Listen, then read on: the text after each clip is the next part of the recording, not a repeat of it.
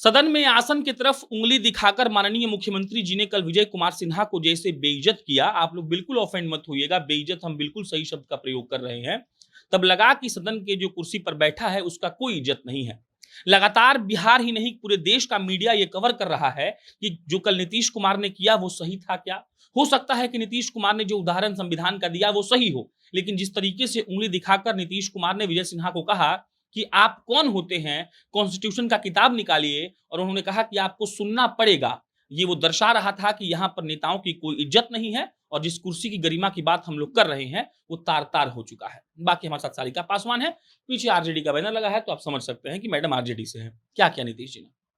देखिए, कल जिस तरीके का दृश्य हमने विधानसभा में देखा, देखिए दुःख की बात है क्योंकि नीतीश कुमार जी के शासनकाल में विधानसभा का माहौल तो उड़ते रहा है। हमने पिछले बार भी आपने देखा होगा कि हमारे विधायकों की किस तरीके से उस लोकतंत्र के मंदिर में लोकतंत्र की हत्या तो की ही गई, साथ-साथ माननीयों को किस तरीके से लात और घूसों के साथ पेश किया गया। कल का जो दृश्य हमने देखा कि स्पीकर जी का एक पद जो होता है, वो कुर्सी जो होती है, वो बहुत महत्वपूर्ण होती है और वो सदन में तमाम जो विधायकों के बीच में वो प्रश्न और जवाब का जो सेशन चल रहा था, उस बीच में जिस तरीके से हमने एक चेहरा देखा नीतीश कुमार जी का, आग बबूला हो गया क्योंकि नीतीश कुमार जी से कोई प्रश्न ना करे। अगर आप प्रश्न कीजिएगा तो नीतीश कुमार जी या तो आप पे डंडा बरसा देंगे या सदन से उठा के बाहर फेंकवा देंगे, लात घूंसे चलवाएंगे और नहीं तो उंगली पकड़ के, तो उंगली ही दिखाया उन्होंने, उनका बस चले तो उसी उंगली से वो ना जाने क्या क्या कर दे वो। तो भाई सदन की गरिमा को तार तार होते हमने देखा, और क्यों ना हो भाई। हम बार बार कहते हैं कि नीतीश कुमार जी के शासनकाल में अफसरशाही चरम सीमा पे, यही तो कारण है कि सदन के स्पीकर की बात को एक दरोगा और डीएसपी तक नहीं सुन रहा है। अगर उसका पद का इतना गरिमा रहता तो क्या आप समझिए एक दरोगा और डीएसपी भी स्पीकर जी की बात नहीं सुन रहे थे। ये तो वाकया सबके सामने है। और वो जो कल सदन में हमने देखा वो चरितार्थ करता है कि बिहार में अफसरशाही चरम सीमा पे, सिर्फ नीतीश कुमार के 2-3 दुलरुए के अलावा ये प्रशासन किसी की नहीं सुनती है। और अगर आप प्रश्न कीजिएगा, उंगली भी दिखाया जाएगा और आप पे लाठीचार्ज भी की जाएगी। यही है हकीकत बिहार बार-बार की। बार-बार सिन्हा जी बोल रहे थे कि आप ही बता दीजिए कि सदन हम कैसे चलाएँ। ये कितना असंवैधानिक था, क्योंकि जो कुर्सी पर बैठता है वो सदन चलाता है और वो रिक्वेस्ट करना पड़ रहा था उनको, मुख्यमंत्री को। देखिए, नीतीश कुमार जी कोई पहली बार उनकी मुख्यमंत्री का ये तो है नहीं सेशन उनका। हमको लगता है 16 कि साल, 16 साल के 6 बार बन चुके हैं। 6 बार वो मुख्यमंत्री बिहार के बने हैं, तो मुझे लगता है संवैधानिक हर चीज़ उनकी जानकारी में है, उनको है संज्ञान में उनके। और बावजूद इसके वो स्पीकर से बोल रहे हैं, स्पीकर साहब उनको बोल रहे हैं कि भाई अब आप ही बता दीजिए। मानिए कि अब स्पीकर साहब भी स्वतंत्र नहीं है वो वहाँ पे कार्रवाई करने के लिए। और यही कारण है कि नीतीश कुमार जी गरम में गरमी अपने दिखा रहे थे, जो कहते हैं ना कि मर्यादा को छिन-भन किया उन्होंने। इसमें कोई दो राय नहीं है। जो सदन में खड़े होकर लोकतंत्र की बात कर रहे थे, संविधान की हत्या की बात कर रहे थे, असल में वही लोग संविधान की हत्या और लोकतंत्र की हत्या करने में महारत हासिल किए हुए। तो वो तो हमने देखा किस तरीके से आपकी पार्टी के तार-तार एक किया विधायक अभी गया। बयान दिए, विधानसभा सत्र चल रहा है कि तेजस्वी जी होते तो नहीं होता ये सब। देखिए, तेजस्वी जी बहुत मजबूत विपक्ष में है, राष्ट्रीय जनता दल नंबर 1 की पार्टी है। बावजूद इसके आपने देखा होगा कि किस तरीके से हमारी बातों को अनदेखा किया जाता है। ज़मीनी मुद्दों को लेकर के तेजस्वी जी हमेशा सड़क से लेके सदन तक लड़ाई वो लड़ते आए हैं, और पिछला दृश्य भी मैंने आपको बताया कि क्या हुआ था हमारे माननीयों के साथ। तो ये वर्तमान जो सरकार है, ये डबल इंजन और 4 पहियों पे चलने वाली ये जो गाड़ी है, ये असल में इनका कोई जो ड्राइवर नहीं है।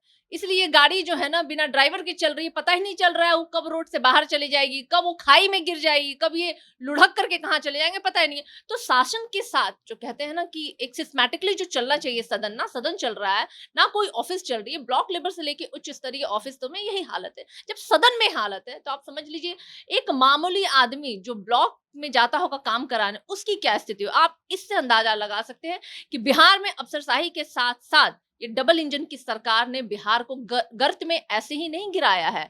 आज अगर नीति रिपोर्ट की आयोग की रिपोर्ट में आपने देखा जो बिहार हर पैमाने पे फेल है, ये ऐसे ही सत्ता की देन है कि हम इतने कई पीछे लोग कह हैं। रहे हैं कि विजय सिन्हा जी को अपना स्वाभिमान जगाना चाहिए और इस्तीफा देना चाहिए। आरजेडी क्या सोचती है? देखिए, ये विशुद्ध रूप से विजय सिन्हा जी का निजी मुझे मामला है। निजी मामला है, डिसीजन होना चाहिए। अगर उनका सम्मान है वाक़ई में और उनको लगता है कि उनके सम्मान को नीतीश कुमार जी के द्वारा ठेस पहुँचाया गया है, तो निश्चित रूप से उनको फैसला करना चाहिए। इसमें हम कौन होते हैं उनको सलाह देने वाले, मशवरा देने वाले। बाकी मुझे भी लगता है सदन के वो भाई ऑनरेबल पोस्ट पे बैठे हुए हैं, तो मुझे लगता है उन मुजफ्फरपुर में एक बार पत्रकारों को नीतीश जी ने 20 दिन पहले की बात है कहा था कि आप लोगों को लगता है समाज सुधार अभियान से दिक्कत है, आप लोग चल जाइए यहाँ से। नीतीश जी ने कहा था बिहार विधानसभा चुनाव के वक्त कुछ लोग उनको काला झंडा दिखाए तो कि आप लोग पता है आप लोग किस पार्टी के हैं। मतलब वो अपना जो क्वेश्चन है या फिर उनका विरोध है वो बर्दाश्त नहीं कर पाते हैं। देखिए नीतीश जी को अभी काले रंग से बड़ा ऐतराज है। ना काला छतरी लेके जा सकते, ना काला कपड़ा पहन के लेके जा सकते, ना काला रुमाल लेके जा सकते हैं। उनका बस चले तो आपके बाल भी वो सफेद करवा दे, जिस तरीके से उनकी स्थिति है। काला रंग से जो भय है ना उनका, क्योंकि 16 साल की एंटी इनकम्बेंसी जो है उनको हर जगह उनके अपने क्षेत्र में चाहे कोई सभा हो उनको दिखाई दे रही है। और उन्होंने जो कहा था ना कि आपने पत्रकारों की जो बात की कि भाई आपको पसंद नहीं आ रहा, भाई आप कौन सा समाज सुधारक, आपके 16 साल के शासनकाल में आप अपने ही लोगों को गए हैं समाज, यानी कि आप मानते हैं ना कि 16 साल के शासनकाल में आपने बिहार की जो सामाजिक हत्या की है, जो आपने एक बहुत माहौल जो आज बिगड़ा हुआ है, चाहे शराब के नाम पे हो, चाहे बलात्कार हो, हत्या हो, तो सामाजिक तो एकदम ताना बाना टूट चुका है। तो आज आप निकले हैं समाज सुधार अभियान में, तो मुझे समझ में नहीं आता आप किसके खिलाफ निकले हैं। माननीय मुख्यमंत्री जी को समझना चाहिए कि कहीं वो अपने ही खिलाफ तो मैदान में नहीं उतरे हैं समाज सुधार यात्रा के नाम पे। तो ये हालत है इनकी। ये सारिका पासवान थी।